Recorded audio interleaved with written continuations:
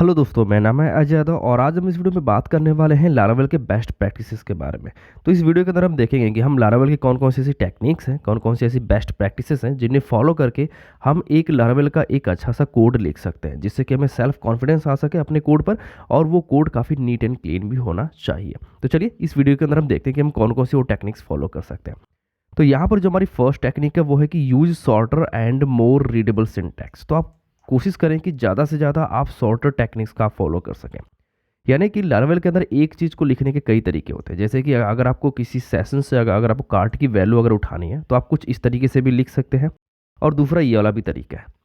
तो आपको चूज़ करना है कि इन दोनों में से आप कौन सा फॉलो करना चाहते हैं, या आप अपने बेस्ट प्रैक्टिसेस में आप कौन सा डालना चाहते हैं। कोशिश करें कि आप छोटा-सा जो एक शॉर्टर तरीका हो उसी को उठाएँ, ताकि आपका कोड जो है वो काफ़ी क्लीन दिख सके। तो जैसे कि आपको इनपुट अगर आपकी वैल्यू है कोई एक रिक्वेस्ट आ रही है आपके फॉर्म से, और उसके अंदर से आपको नेम की वैल्यू आपको वहाँ पर उठानी है।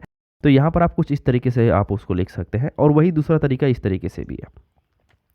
तो आप एक छोटा तरीका यानी कि जो शॉर्टर तरीका है वो आप फॉलो कर सकते हैं, यानी कि इस तरीके का, और ये आपको काफ़ी आपका कोड काफ़ी क्लीन कर देगा और रीडेबल रहेगा आपका कोड। क्वेरी के अंदर भी आप इसी पैटर्न को फॉलो कर सकते हैं। जैसे कि यहाँ पर लिखा है कि ऑर्डर बाय अगर आपको फाइंड करना है तो आप वहाँ पर लेटेस्ट वगैरह आप यूज़ कर सकते हैं। फिर आप जैसे कि ऑर्डर बाय एज और डिसेंडिंग ऑर्डर के तौर पे आप लिखना चाहते हैं तो आप लेटेस्ट है उसके अंदर आप एज आप जो है पास कर सकते हैं इस तरीके से। वैसे ही आप जो है सिलेक्ट जैसे कि आईडी नेम एंड गेट कर रहे हो आप, तो इसी को आप इस तरीके से भी आप लिख सकते हो। ठीक है। और दूसरा तरीका यहाँ पर आप देख सकते हो, जैसे कि अगर आपके पास कोई एक रिक्वेस्ट आ रही है और वहाँ से आप कोई उसकी वैल्यू उठा रहे हो, तो आप ये चेक कर रहे हो कि अगर उसकी वैल्यू अगर सेट हो तो आप ये चीज़ आप वहाँ पर अपने वेरिएबल के अंदर रखेंगे। अदरवाइज़ आप बाय डिफ़ॉल्ट आप इसको रखेंगे। वही सेम चीज़ आप इसको इस तरीके से भी लिख सकते हैं, यानी कि जो गेट है उसके अंदर आप वैल्यू पास करें, या अगर वो वैल्यू सेट नहीं होगी तो वो आपको डिफ़ॉल्ट वैल्यू आपको यहाँ पे प्रोवाइड कर देगा। आप जो है शॉर्टर तरीका भी आप यूज़ कर सकते हो, बशर्ते आपको पता होना चाहिए कि आप कौन सा यूज़ करना चाहते हो। तो लारावेल क्या करता है कि आपको आज़ादी देता है चूज़ करने का, कि आप कोई सा भी आप तरीका यहाँ पे फॉलो कर सकते हो, बट ये आपके ऊपर है कि आपको कौन सा चूज़ करना है। सेकंड पॉइंट आता है इसके अंदर कि keep business logic in service classes. तो यहाँ पर जो आपका जो कंट्रोलर है उसको आप कोशिश कर सकते हैं अपना क्लीन रखने के लिए, और ज़्यादा से ज़्यादा जो आपकी फंक्शनैलिटी है, जो भी आपकी सर्विसेज हैं उसके अंदर आप रखें, ताकि आपका कोड जो है कंट्रोलर के साइड से आपका क्लीन हो सके और आपका कोड ज़्यादातर आपके सर्विस के अंदर हो सके। तो यहाँ पर मान लीजिए जैसे कि मेरे पास एक स्टोर मेथड है, यहाँ से मैं क्या करूँ कि कुछ इनवॉइस वगैरह जनरेट करना चाहता हूँ। तो मेरे पास दो ऑप्शन है, या तो मैं चाहूँ तो सारा कोड अपने कंट्रोलर के अंदर लिख दूँ, है ना, या फिर मैं उसी कोड को उठा करके अपने सर्विस क्लास के अंदर डाल दूँ। जो एक सर्विस होगी जो कि होगी इनवॉइस सर्विस, और वहाँ से सारा डिसीजन लिया जाएगा कि इनवॉइसिंग हमारी कैसे जनरेट होनी है ना। तो ये एक तरीका हो सकता है आपके कोड को स्मूथ करने का, या फिर आपके कोड को स्ट्रक्चर्ड होने का, जिससे कि क्या होगा कि आपका कोड स्ट्रक्चर्ड रहेगा और रीडेबल भी रहेगा काफ़ी आपका कोड। थर्ड पॉइंट है हमारा यहाँ पर कि यूज़ हेल्पर फंक्शंस। तो लारावेल क्या करता है कि हमें इनबिल्ट हेल्पर फंक्शंस देता है, कोशिश करें कि आप उसी को यूज़ करें। तो यहाँ पर मान लीजिए जैसे कि मुझे क्या करना है कि एक नई आईडी जनरेट करनी है हर एक यूज़र के लिए, या फिर कुछ एक रैंडम आईडी हमें जनरेट करके रखनी है। तो यहाँ पर आपको str जो हेल्पर फंक्शन है आपकी लारावेल का, वो हमें यहाँ पर मदद करेगा, है ना। तो str जो लारावेल का हेल्पर है वो आपको यहाँ पर मिलेगा, इलुमेंट सपोर्ट str करके, और यहाँ से आप कुछ इस तरीके से आप उसके अंदर से कुछ नई आईडी जनरेट कर सकते हैं। तो इसको आप कोशिश ना करें कि आप जो खुद से यहाँ पर कुछ कोड लिखें और आप उसको खुद से आप उसको री इन्वेंट करें। तो ऐसा नहीं है, आपके पास ऑलरेडी काफ़ी फंक्शंस दिए हुए हैं लारावेल ने, उनको आप यूज़ कर सकते हैं अपने कोड के अंदर। यहाँ पर फोर्थ पॉइंट है कि carry out validation in request classes. तो जो भी आपकी वैलिडेशंस वगैरह हैं वो आप दो तरीके से कर सकते हैं। जैसे कि आप चाहें तो आप उसको कंट्रोलर में लिख सकते हैं। तो आपकी वैलिडेशंस अगर कंट्रोलर के अंदर होती है तो यहाँ पर क्या होता है कि आपका कोड जो है थोड़ा मैसी हो जाता है, यानी कि आपके कंट्रोलर के अंदर ही सब कुछ हो जाता है। तो यहाँ पर सिंगल रिस्पॉन्सिबिलिटी यहाँ पर ख़त्म हो जाती है, यानी कि एक कंट्रोलर का काम होता है सिर्फ बिजनेस लॉजिक को हैंडल करना, उसका काम वैलिडेट करना नहीं है। तो आप जो भी वैलिडेशंस वगैरह है वो आपकी रिक्वेस्ट क्लास के अंदर जानी चाहिए, यानी कि जो आपकी रिक्वेस्ट क्लास है वो आपको आपके लिए वैलिडेशन वगैरह का सारा काम करे, वहाँ पे वो वैलिडेट करे कि क्या क्या रूल्स होने चाहिए, क्या क्या रेगुलेशंस होना चाहिए किसी डेटा को एंटर करने के लिए डेटाबेस में। तो वो सारा कोड आप जो है रिक्वेस्ट क्लास में रखें, और फिर उसको आप अपने कंट्रोलर के अंदर यहाँ पर अटैच कर दें।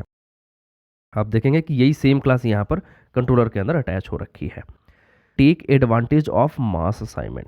तो जो भी मॉडल के अंदर आप देखेंगे कि आपको अगर डेटाबेस के अंदर अगर आपको एंट्री करनी है तो आप कुछ इस तरीके से आप कंट्रोलर के अंदर लिख सकते हैं। जैसे कि आप लिखेंगे कि प्रोडक्ट, आप एक नया ऑब्जेक्ट बनाएंगे अपनी क्लास का, मॉडल का, और यहाँ पर आप नेम, प्राइस, क्वांटिटी वगैरह सब कुछ रखेंगे और लास्ट में आप उसको सेव कर सकते हैं। तो ये एक तरीका होता है जिससे कि आप जो कंट्रोलर में आप इस तरीके से लिखेंगे और आप डेटाबेस के अंदर डेटा एंट्री कर सकते हैं। तो ये ठीक है, बट क्या होगा कि इसको आप दूसरे तरीके से भी आप लिख सकते हैं। तो क्या करें कि आप मॉडल के अंदर यहाँ पर आप फिलेबल प्रॉपर्टी में आप डिफाइन कर दें कि आप क्या क्या चीज़ें आप जो है डेटाबेस के अंदर एंट्री करना चाहते हैं। तो जैसे कि मुझे नेम करना है, प्राइस करना है और क्वांटिटी करना है, और वही सेम चीज़ आप जो है यहाँ पर इस तरीके से आप लिख सकते हैं। तो जो भी आपका जो मॉडल है, जो है प्रोडक्ट, वो क्रिएट, और यहाँ पर आप जो है जो भी आपकी रिक्वेस्ट वैलिडेटेड, यानी कि जो भी आपका रिक्वेस्ट आ रहा है बाहर से, वो सारी एंट्री यहाँ पर आप डालेंगे। तो यहाँ पर वन लाइन कोड आपको सिर्फ कंट्रोलर में लिखना पड़ रहा है ना। अगर आप प्रीवियस में अगर आप देखें तो यहाँ पर आपको मल्टीपल लाइंस ऑफ कोड यहाँ पर लिखना पड़ रहा है ना। तो ये पॉसिबल सिर्फ इसलिए हो पाया क्योंकि आपने यहाँ पर मॉडल क्लास के अंदर जो भी आपका मॉडल है, प्रोडक्ट मॉडल, यहाँ पर आपने यहाँ पर फिलेबल प्रॉपर्टी आपने डिफाइन कर दी। तो या तो आप फिलेबल प्रॉपर्टी डिफाइन करो या फिर आप गार्ड्स आप जो यूज़ कर सकते हो, बट फिलेबल आप करोगे तो आपको आइडिया रहेगा कि कौन कौन सी यहाँ पर फील्ड्स को मैं अलाउ कर रहा हूँ यहाँ पर जाने के लिए। फिर आता है आपका chunk data for heavy data sets. मान लीजिए आपके पास एक क्वेरी है जिसके अंदर आप बहुत सारा डेटा फैच करो किसी आर्टिकल्स का, ठीक है। तो लेट से आपके पास 10,000 आपके पास आर्टिकल्स हैं और आप उनके ऊपर आप जो है ऑपरेशन करना चाहते हो कुछ, है ना, 10,000 आर्टिकल्स के ऊपर। तो यहाँ पर क्या होगा कि एक साथ आपने सारे आर्टिकल्स आपने यहाँ पे उठा लिए। अब ये क्या होगा कि ये सभी आर्टिकल्स आपके किसी मेमोरी में आपके स्टोर हो जाएंगे, है ना। तो यहाँ पर एक एरर आता है आउट ऑफ मेमोरी करके। तो इसलिए आता है क्योंकि आपका जो मेमोरी है, जो आपकी सर्वर की जो हैंडल करने की क्षमता है, उससे वो आउट हो जाता है क्योंकि आपने बहुत ज़्यादा आपने डेटा दे दिया उसको मेमोरी में रखने के लिए। तो इस चीज़ को काउंटर करने के लिए यहाँ पर आप चंक यूज़ कर सकते हो। तो ये क्या करेगा कि सिर्फ 100 डेटा डेटाबेस में से उठाएगा और फिर उसके ऊपर ऑपरेशन करेगा, फिर 100 डेटा उठाएगा, फिर उसके ऊपर ऑपरेशन करेगा। तो इस तरीके से क्या होगा कि आपका जो कोड होगा वो ब्रेक नहीं होगा मेमोरी के आउट ऑफ होने से, है ना, और वो एरर भी नहीं आएगी आपके पास। तो ये एक तरीका होता है आपके सर्वर्स के साथ में डील करने का, यानी कि जब आपका प्रोडक्शन में कोड होता है, क्योंकि यहाँ पर आपको हर एक चीज़ का आपको पैसा देना पड़ता है। तो यहाँ पर आप इसको प्रैक्टिस आप जो फॉलो कर सकते हो अपने लारावेल के अंदर। जो 7th नंबर पे आता है वो आता है कि do not use environment variables inside the controller, है ना, डायरेक्टली इन योर कोड। तो जो भी आपके ENV की जो चीज़ें होती हैं, यानी कि जो भी आप इन्वायरमेंट के अंदर जो भी आप सेट करते हो, उसको आप डायरेक्टली आप कंट्रोलर में यूज़ ना करें। तो आप इस तरीके से आपको यूज़ नहीं करना है कि आपने कंट्रोलर के अंदर ENV से डायरेक्ट आपने चीज़ें उठा ली। आपको क्या करना है कि आपको कॉन्फ़िग के अंदर एक फ़ाइल बनानी है। लेट्स से यहाँ पर API.php है और उसके अंदर मैंने यहाँ पर एक की डाल दी कि ये वाली हमारी की है API की, और उसको अब आप जब आप अपने कोड में यूज़ करेंगे तो आप कॉन्फ़िग से आप जो है उठाएंगे, है ना। रीज़न क्या है कि ENV आपका क्या होता है कि ये आपकी इन्वायरमेंट वेरिएबल है ना, इसको वो कैश नहीं करता है। यहाँ से जो डेटा आता है वो आपका कॉन्फ़िग के अंदर जाता है और कॉन्फ़िग की फ़ाइल आपकी कैश रहती है, और जो हमारी कैशे होता है वो हमारा सारा कॉन्फ़िग के साथ में जुड़ा होता है। इसीलिए यहाँ से जो डेटा आएगा वो काफ़ी फास्ट होगा और यहाँ से जो डेटा आएगा वो काफ़ी स्लो होगा, ठीक है।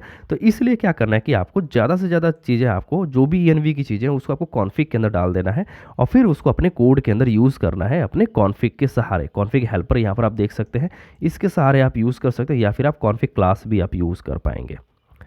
8th नंबर पे आता है कि prevent N+1 issue with eager loading, है ना। तो कई बार आपने देखा होगा कि क्वेरी करते टाइम हम लोग ध्यान नहीं देते, बट ये काफ़ी महंगी पड़ जाती है हमारे सर्वर पे। तो यहाँ पर क्या है कि लेट से आपके पास 10 पोर्ट्स हैं, तो यहाँ पे मैंने लिखा हुआ है कि यहाँ पे मान लीजिए आपके पास 10 पोस्ट है और आप कुछ इस तरीके से आपने फाइंड कर लिया कि आपने 10 पोस्ट आपने फाइंड कर लिए।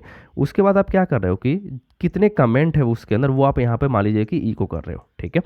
तो यहाँ पर क्या हुआ कि आपने फर्स्ट टाइम आपने सिर्फ कमेंट आपने सारे पोस्ट फैच किए, तो एक बार आपकी क्वेरी चली, है ना, जिससे कि आपने सभी पोस्ट फाइंड कर लिए।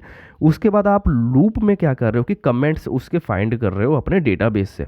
तो यहाँ पर 10 क्वेरी और चलेगी लूप के अंदर, क्योंकि 10 आपके पोस्ट है तो 10 बार ये क्वेरी फिर से चलेगी। तो यहाँ पर आपके टोटल क्वेरी कितनी होगी, लगभग 11 हो गई, है ना। तो ये N+1 क्वेरी हो गई, यानी कि 10 आपके N हो गए और उसमें +1 आपका जुड़ गया, तो N+1 क्वेरी ये हो गई।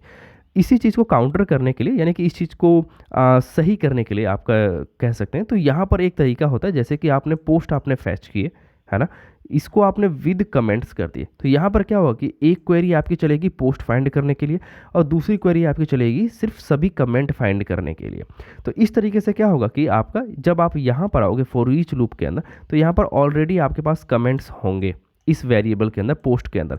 तो आप डेटाबेस के अंदर आप यहाँ पर क्वेरी नहीं करोगे, ठीक है। तो यहाँ पर क्या होगा कि आपने सेव कर लिया, तो यहाँ पर आपको कुछ इस तरीके से लिखना है। तो जो भी आपने ORM के रिलेशनशिप आपने बनाए होंगे उसके सहारे आप यहाँ पर डेटा आप जो है फैच कर पाओगे। राइट टेस्ट कोड, तो आपको टेस्ट कोड आपको राइट करने पड़ेंगे, है ना। ये एक तरीका होता है आपका बिगिनर से एडवांस लेवल पर जाने का। आपने प्रोजेक्ट बनाया, अब वो बग फ्री होना चाहिए या आपने कोई एक चेंजेस किए, तो वो चेंज करने के बाद आपका जो कोड होता है वो फटना नहीं चाहिए बेसिकली। तो यहाँ पर आप क्या कर सकते हैं कि आप उसके लिए आप जो टेस्ट कोड लिख सकते हैं, जिससे कि आप भी अश्योर रहोगे कि मेरा कोड चल रहा है और प्रोडक्शन में जाने के बाद उसमें कोई दिक्कत नहीं आने वाली है, क्योंकि आपने उसके लिए टेस्ट कोड लिखे हुए हैं, है ना। तो यहाँ पर क्या होगा कि ये एक विन विन सिचुएशन होती है सभी लोगों के लिए, जो ये कोई एक डेवऑप्स का बंदा है या फिर आपका जो प्रोजेक्ट मैनेजर है, उसके लिए भी सही रहेगा कि आपका जो कोड होता है वो आपका सही रहेगा और आपकी जो इमेज रहेगी वो भी बरकरार रहेगी आपकी कंपनी के अंदर।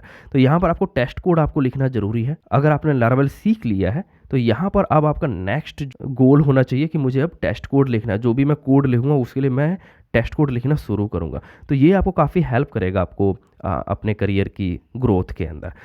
जो 10th पॉइंट है वो है कि मेंटेन लारावेल नेमिंग कन्वेंशन। तो लारावेल क्या करता है कि कुछ नेमिंग कन्वेंशन फॉलो करता है। आपने देखा होगा कि कंट्रोलर क्रिएट करते टाइम वो एक नेमिंग कन्वेंशन फॉलो करता है।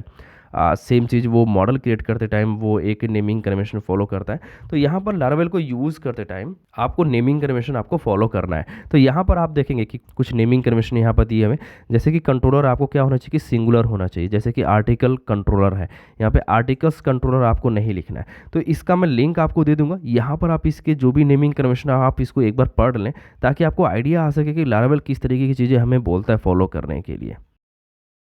आई होप कि आपको वीडियो अच्छी लगी होगी। यदि इससे रिलेटेड कोई क्वेश्चन आपके मन में तो आप कमेंट सेक्शन में लिखिए, मैं इसको जो जवाब दूंगा।